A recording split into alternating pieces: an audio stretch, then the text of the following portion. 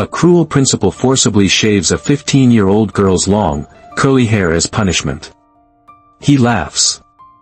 He doesn't know she just called her father for help, and her father is Steven Seagal. Stonehaven Preparatory Academy presented itself as a bastion of order and excellence. Its manicured lawns, polished hallways, and students in crisp, identical uniforms were a testament to its guiding principle, conformity. But beneath the pristine surface, there was a rigid, oppressive undercurrent, and its source was Principal Albright. He was a man who confused discipline with domination, and who saw any deviation from his narrow worldview as a personal challenge. His newest challenge was Sasha Seagal. At 15, she navigated the school's unforgiving social landscape with a quiet grace that some mistook for timidity. She was a thoughtful, artistic student who preferred the company of her sketchbook to the clamor of the cafeteria. Her most striking feature was her hair, a magnificent cascade of thick, auburn curls that fell past her shoulders. It was more than just hair, it was a living connection to the mother she had lost years ago, a fiery Irish woman whose own untamable red curls had been her signature. Sasha's hair was her heritage, her identity, a piece of her mother she carried with her every day. She tended to it with a quiet reverence, the long strands a silent rebellion in a school that prized severe uniformity. Principal Albright had noticed. He watched her from his office window, his thin lips pressed into a line of disapproval. In his eyes, her vibrant, curly hair wasn't an expression of identity, it was a glaring violation of his unspoken rule of absolute order. It was messy, unprofessional, and, worst of all, it drew attention. It was a loose thread in the perfect tapestry he sought to weave, and he was a man who did not tolerate loose threads. He was merely waiting for an excuse, any excuse, to make an example of her and prove to the entire student body that no one was exempt from his control. The excuse came on a Tuesday afternoon. Sasha was walking from her art class to her locker, her mind still lost in the charcoal sketches she'd been working on. Her path intersected with a group of younger students roughhousing, and a stray backpack sent one of them tumbling into her. Books and papers scattered across the polished floor. Sasha, without a word of complaint, simply knelt to help the flustered freshman gather his belongings. By the time she had helped him and retrieved her own things, she was 4 minutes late for her next class, American History. She slipped into the classroom as quietly as possible, hoping to go unnoticed.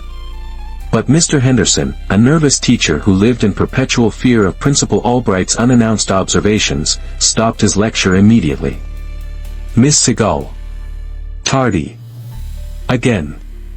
"I'm sorry, sir," Sasha began to explain. "There was an incident in the hallway." "Save it," he snapped, his eyes darting towards the door. "You know the rule. Any student late to my class reports directly to the principal's office. Go." Sasha's heart sank. She knew Albright's reputation. His office was a place students avoided at all costs. It wasn't just a place for detention, it was a place for humiliation. With a quiet nod, she turned and walked the long, silent corridor to the administrative wing. She found Principal Albright at his desk, seemingly waiting for her. He gestured to the hard-backed chair opposite him without looking up from his paperwork. "Sit," he commanded. Sasha sat, her hands clasped in her lap. The silence stretched, thick and suffocating. Finally, Albright looked up, his cold, gray eyes appraising her. He didn't ask why she was late. He didn't care. His gaze fixed on her hair. "This," he said, his voice dripping with condescending distaste, "is a distraction. It is ostentatious. It is a violation of the professional atmosphere we strive to maintain at Stonehaven." Sasha was stunned. My hair." "Precisely," Albright said, a cruel, thin smile forming on his lips. "And violations have consequences." "I don't understand," Sasha said, her voice a respectful but firm whisper. "My hair doesn't violate any written rule in the student handbook."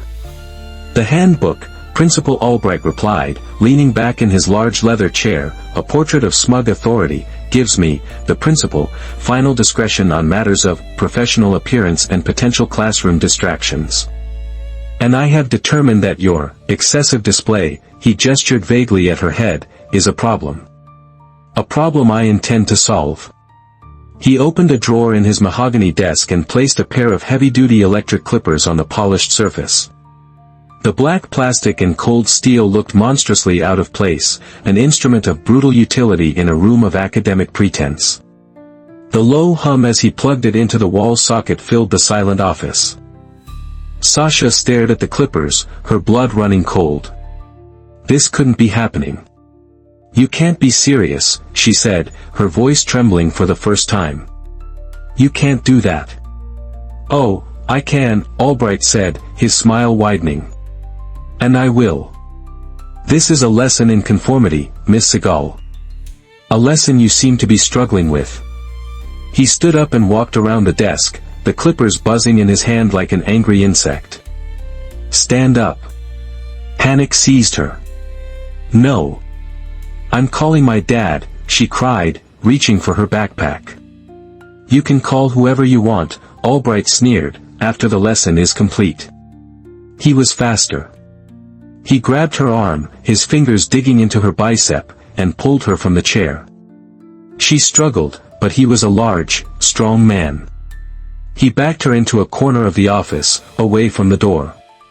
Ms. Dallings, the secretary in the outer office, looked through the interior window, her face a mask of frozen shock, but she did nothing. She was too afraid. "Stop," Sasha pleaded, tears now streaming down her face as she tried to twist away. "Please, don't do this." He ignored her, his eyes gleaming with a sick, zealous light. This was about power, about breaking the spirit of the one student whose quiet dignity he found so infuriating. He grabbed a thick lock of her auburn curls, and with a vicious, aggressive swipe, he brought the buzzing clippers to her head.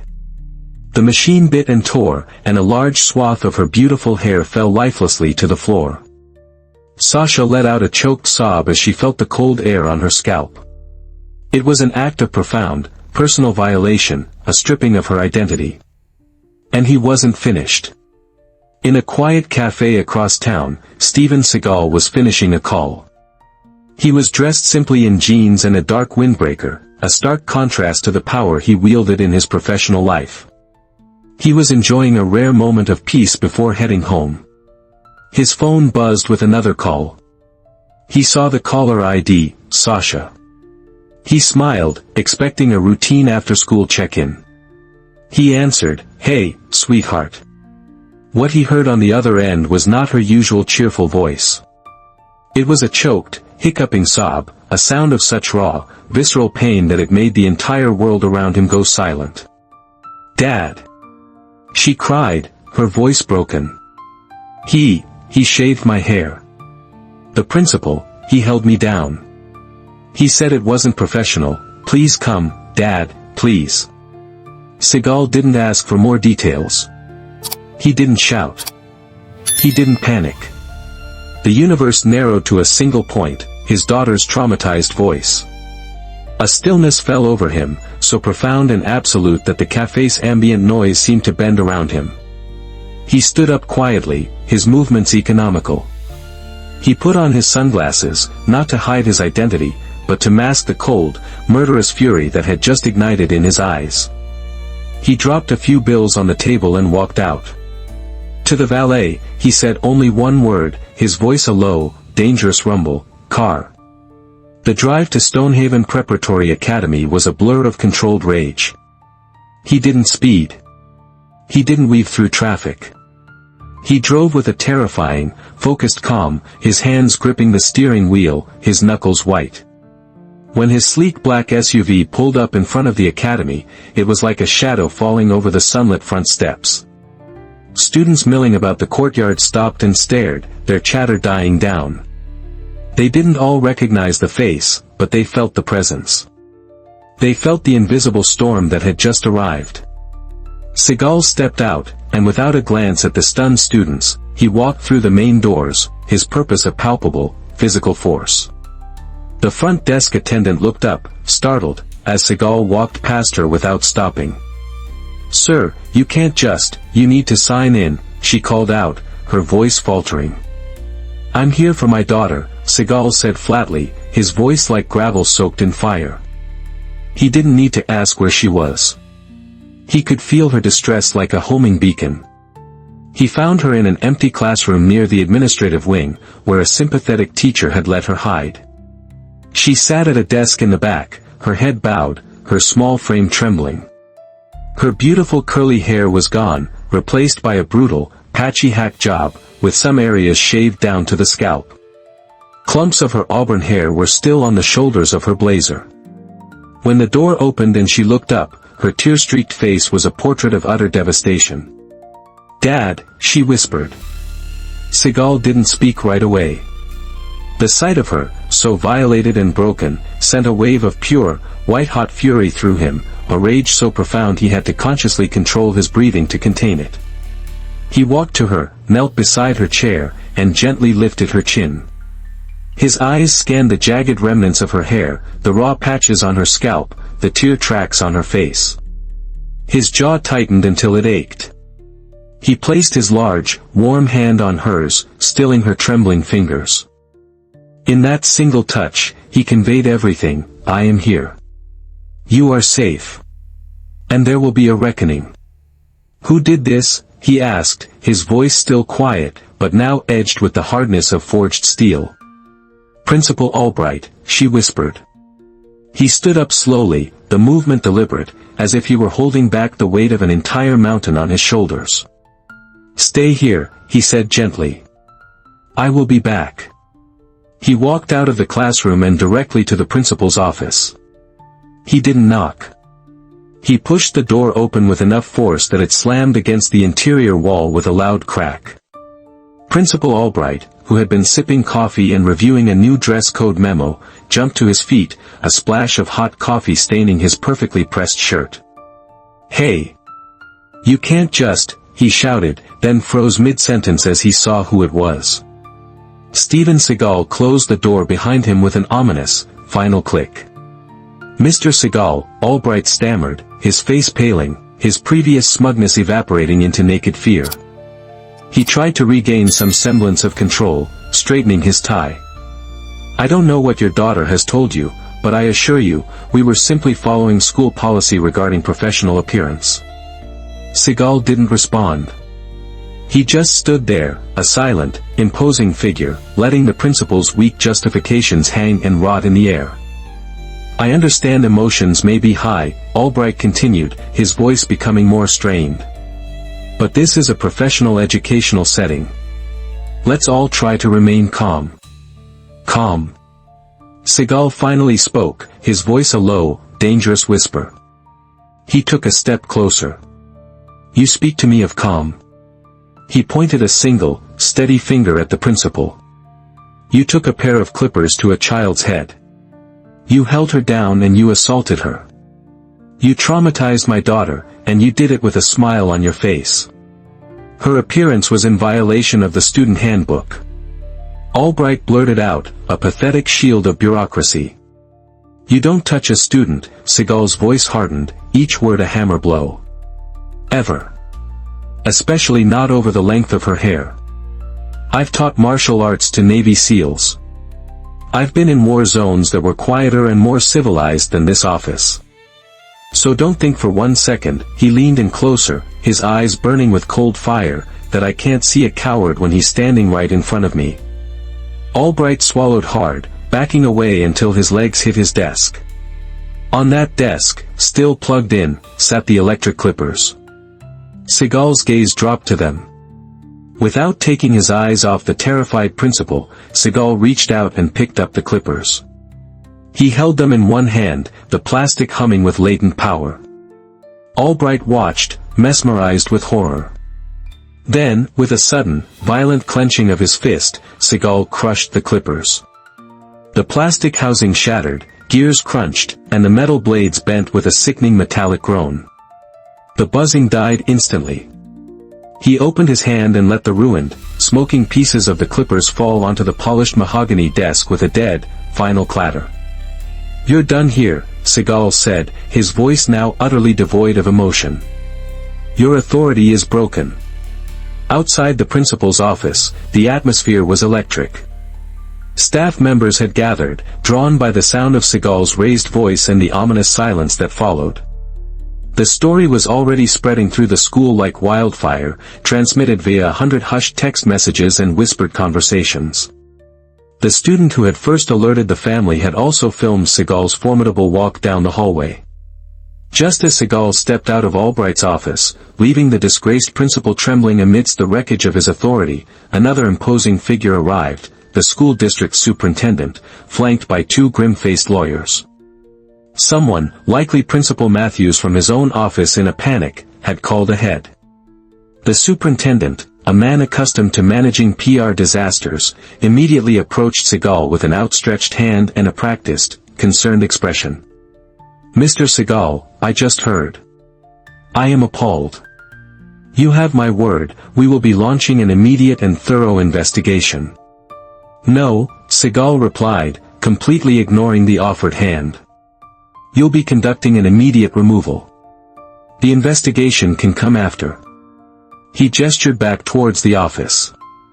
That man assaulted my daughter. He violated her civil rights. There is nothing to investigate. There is only action to be taken. He then looked at his legal advisor, who had arrived with him. We are pressing full criminal charges for assault and battery. We are also filing a multi-million-dollar civil suit against Mr. Albright personally, and against this school district for gross negligence and fostering a culture of abuse. The superintendent's face went white. The PR disaster had just become a legal catastrophe. As if on cue, a video clip hit social media. It was short, grainy, filmed from inside Albright's office by the terrified secretary, Miss Dawlings, who had finally found her courage. It didn't show the head shaving, but it clearly showed Seagal confronting Albright and then, in a stunning display of power, crushing the clippers in his hand. The clip, captioned, Steven Seagal just shut down my principal, went viral in minutes. #Justice for Sasha was born. By the time Albright was escorted out of his office by district security, a man in shame, local news vans were already pulling up to the school's front gates. The initial public reaction was a tidal wave of support for Sasha and Seagal, and overwhelming condemnation for Principal Albright in Stonehaven Academy. But the system, as always, began to push back. In the days that followed, a carefully orchestrated counter-narrative began to emerge. The school district, through a high-priced PR firm, released a statement expressing regret over the incident but also highlighting Albright's long-standing record as a disciplinarian dedicated to upholding school standards. They leaked carefully selected portions of Sasha's student file, noting she had been tardy on 2 previous occasions, attempting to paint her as a problem student. Conservative talk shows and online forums picked up the narrative. Is this another example of celebrity privilege run amok? One host asked. A father using his Hollywood muscle to bully a dedicated educator. Another pundit sneered, this all started because a girl didn't want to follow the rules, and now we're supposed to dismantle a school over a haircut? The most insidious attacks were aimed at Sasha herself. Anonymous online accounts, later traced back to allies of the school board, began posting cruel memes, mocking her new, brutally short hair. They called her a troublemaker, a crybaby, and an entitled brat. It was a vicious, coordinated campaign designed to isolate her, to discredit her, and to reframe the story from one of abuse to one of a defiant student getting her just desserts. For Sasha, who was already dealing with the deep trauma of the assault, this public vilification was a second wave of humiliation. She stopped looking at her phone. She stayed in her room, the courageous girl who had faced down her principal now struggling under the weight of a million anonymous whispers. The system wasn't just defending one of its own, it was actively trying to crush the victim who had dared to speak out. Seagal saw the toll the public backlash was taking on his daughter.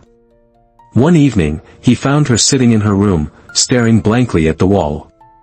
Her new, short hair gave her a fragile, vulnerable look that broke his heart. They're calling me a liar, she whispered, her voice hollow. Seagal sat beside her. "They are not calling you a liar," he said, his voice firm but gentle. "They are revealing who they are. They are afraid. Your truth is a light, and cockroaches always scatter when you turn on the lights." He put a hand on her shoulder. "They shaved your head to take your identity. They thought it would make you small." He looked her directly in the eyes. "So now, we must decide. Will you let them?" Something shifted in Sasha's eyes. A spark of the fire he knew she possessed. "No," she said, her voice quiet but clear. That was the turning point. Sasha, with her father's guidance and the full backing of his legal and PR teams, decided not to hide, but to fight back, not with anger, but with purpose. She agreed to one single interview with a respected national journalist. On camera, now with a confident, deliberate buzzcut, she was no longer a victim. She was an advocate. "This was never just about my hair," she said, her voice steady and articulate. "It was about a principal believing he had the right to enforce conformity through humiliation. It's about dress codes that disproportionately target students of color, or students with different hair textures, or anyone who doesn't fit a narrow, outdated mold." She then announced the formation of the Sasha Seagal Foundation, a non-profit her father had established overnight, dedicated to defending students from discriminatory school policies and providing legal aid to families fighting similar battles. "My head was shaved," she concluded, looking directly into the camera, "but my voice will not be silenced." The interview was a sensation. She had transformed from the subject of the story into its powerful narrator. Sasha's powerful interview turned the tide completely. The narrative of a spoiled celebrity kid was replaced by the reality of an articulate, courageous young woman fighting for a just cause. The Sasha Seagal Foundation was inundated with stories from students across the country who had faced similar humiliation, forced to cut their hair, shamed for their cultural attire, punished for their identity. The groundswell of public support was so immense that it drew the attention of federal lawmakers. A congressional education committee, already reviewing discriminatory school practices, invited Sasha and her father to testify in Washington, D.C. The hearing room was packed. Sasha, dressed in a simple but elegant suit, her short hair a symbol of her fight, took the stand. She didn't recount her story with tears, but with a calm, compelling clarity. "An educator's job is to build a child's confidence, not to break their spirit," she told the panel. "A school should be a sanctuary for identity, not a factory for conformity. When a principal holds a pair of clippers, he ceases to be an educator and becomes a threat. We don't need rules that police our hair, we need policies that protect our dignity." Her testimony was so powerful, so authentic, that it led directly to the drafting of new federal guidelines protecting students from discriminatory grooming and dress code policies. It became known informally as Sasha's Law. Back in Laurel Valley, Principal Albright was gone, his career in education finished. The school board had been replaced. Stonehaven Preparatory Academy, under a new, progressive administration, had instituted a Student Dignity Charter, co-authored by Sasha herself. Years later, a confident young woman with a chic, stylish short haircut stood before the graduating class of Stonehaven as their invited commencement speaker. It was Sasha.